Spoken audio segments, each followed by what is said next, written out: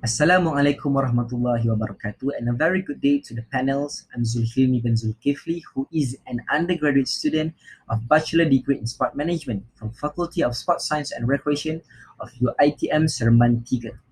I'm conducting a study regarding the relationship between cognitive anxiety and sport performance among UiTM Negeri Sembilan silat olahraga athletes. Therefore, I would like to take a bit of the panel's precious time as I elaborate and present regarding my studies. First of all, is the background of the study.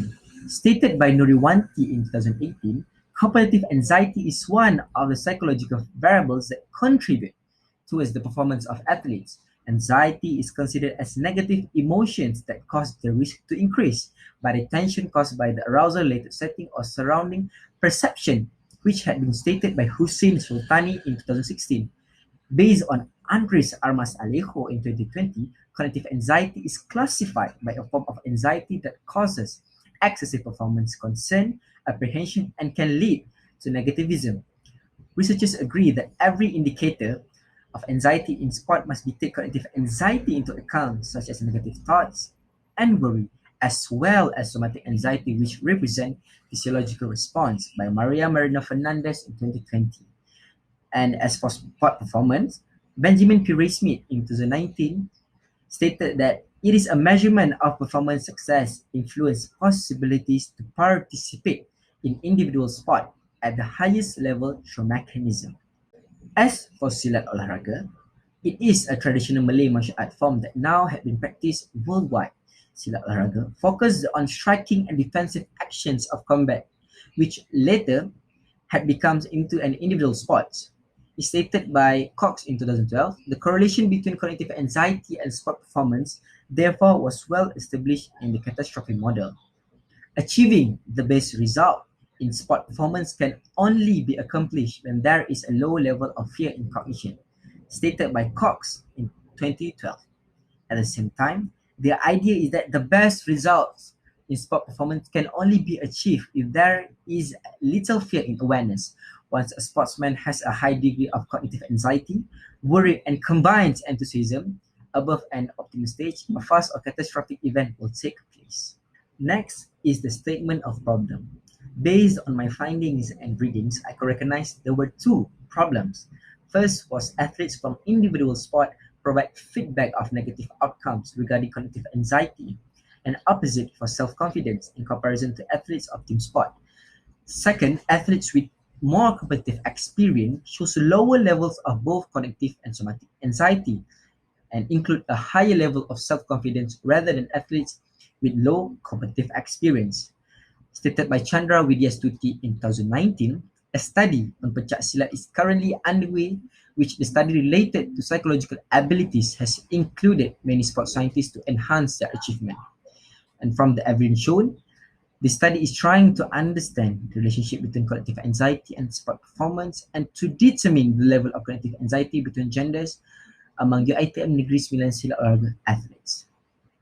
As for the study objectives, the study uphold three research objectives which are to identify the factor of competitive anxiety that influence sport performance.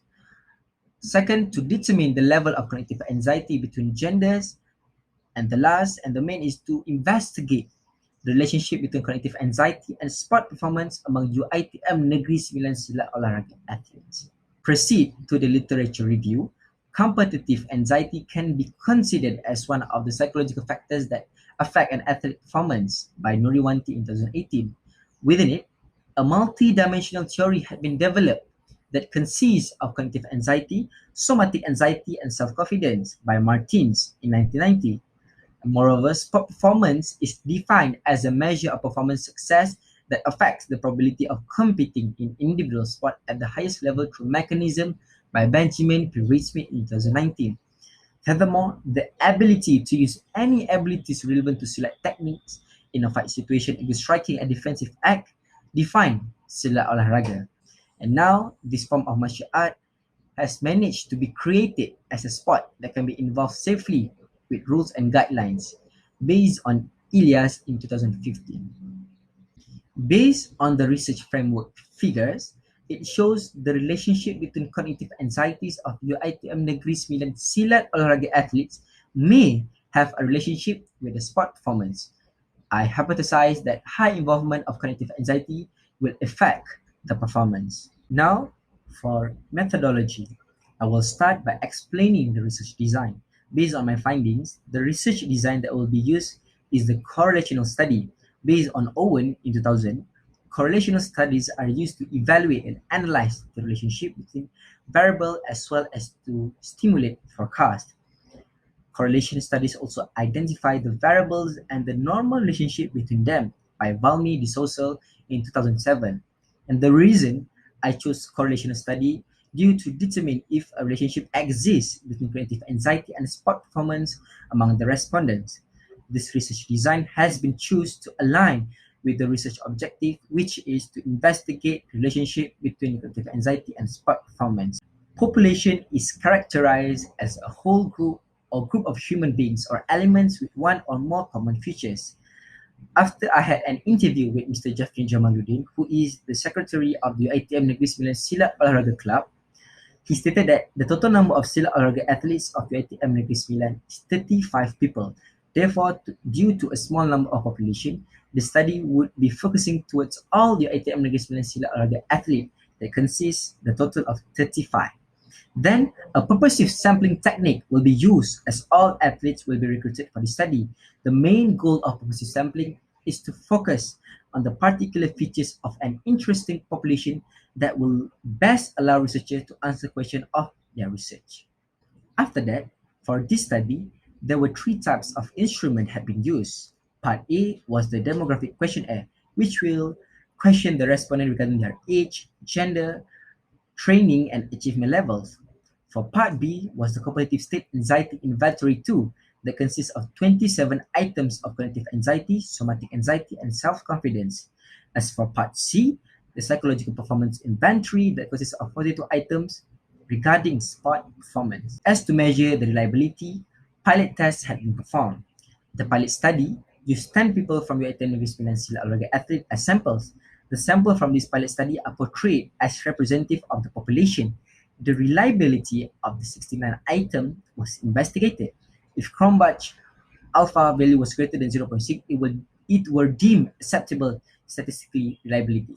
For all items in both cognitive anxiety and sport performance, the Cronbach alpha is 0.685 and 0.910 respectively, which shows that the item can be used to reflect the cognitive anxiety and sport performance as reliable.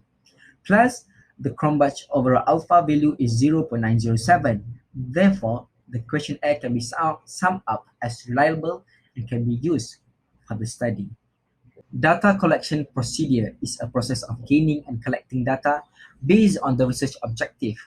At first, the researcher needs to have an ethics approval before they conduct their research. Therefore, researcher will meet the authorized bodies and present the study that will be made. If the researcher fulfills the criteria that had been set, the researcher can gain the ethics form in order to attain the ethics approval for academic purpose. It is important because the form acts as a proof and official permission from the authority for conducting the study. The approval form will be provided by the Faculty of Sports Science and Recreation of UiTM Serman 3. Next, the researcher will meet the coaches of UiTM Negeri Sembilan Silat Olahraga Club to get his permission and access to the athletes in order to perform the studies. The researcher will then explain and outline to the athletes the purpose of the study and the distributed materials containing a letter clarifying the study. The questionnaire is also distributed. It took about 5 minutes to complete answering. Finally, after completion, this questionnaire is written to the researcher. The data analysis will be conducted based on the research objective. Descriptive analysis will be performed to identify the factors of cognitive anxiety that influence performance among your ITM Negeri Sembilan Silat Olahraga athletes. Then, to determine the level of cognitive anxiety between genders among the respondent, inferential analysis, which was independent t-test, will be used, and inferential analysis of Pearson correlation will be done to investigate the relationship between cognitive anxiety and sport performance among the ITM Negeri Sembilan Silat Olahraga athletes. The results of the first research objectives was the highest mean is self-confidence with a total mean of 3.14 with a standard deviation of 0.53. Then somatic anxiety, which indicated a total mean of 2.65 of standard deviation of 0.41, and followed by the lowest mean, which is cognitive state anxiety of 2.6 of their mean, and standard deviation is 0.64. The mean difference between the highest and lowest was 0.50. For the level of cognitive anxiety between genders among your academic silat raga athletes, it shows female with a mean of 2.82 and standard deviation of 0.17 reported had significantly higher level of cognitive anxiety than male that has a mean of 2.81 and standard deviation of 0.23, where the alpha is bigger than 0.05. Therefore, it rejects null hypothesis.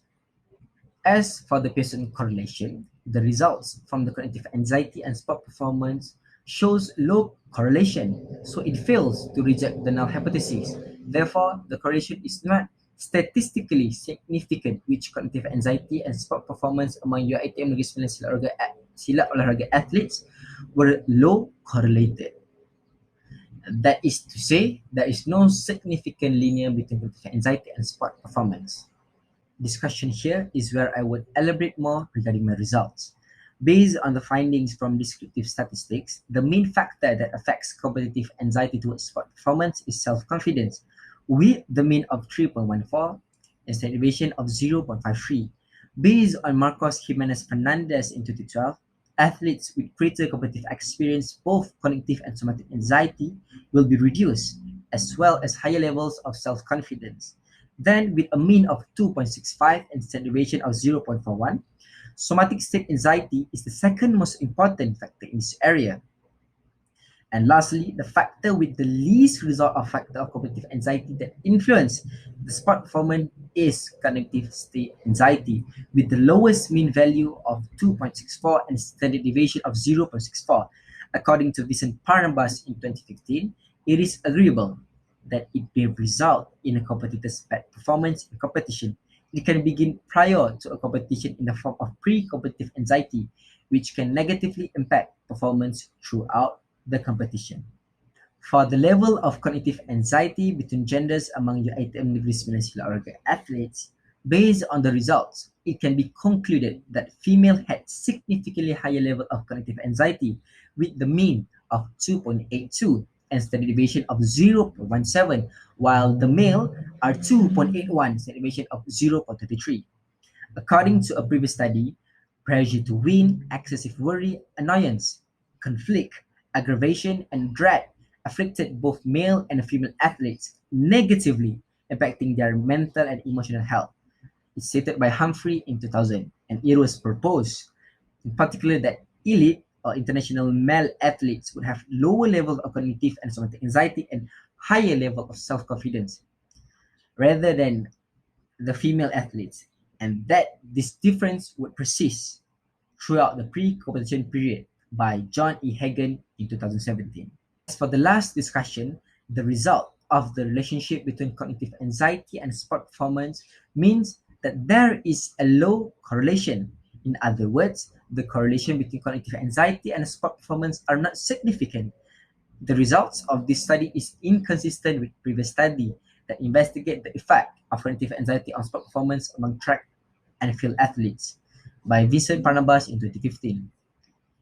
In the study, previous researchers managed to discover there is a link between cognitive anxiety and sport performance that is a negative correlation. It means that the higher the level of cognitive anxiety that the athletes suffer, the lower their sport performance. And furthermore, it is also stated that relationship between cognitive anxiety and performance will be influenced by the athlete anxiety, negative thoughts, and fear of failure by Ampofo Boateng in 2009.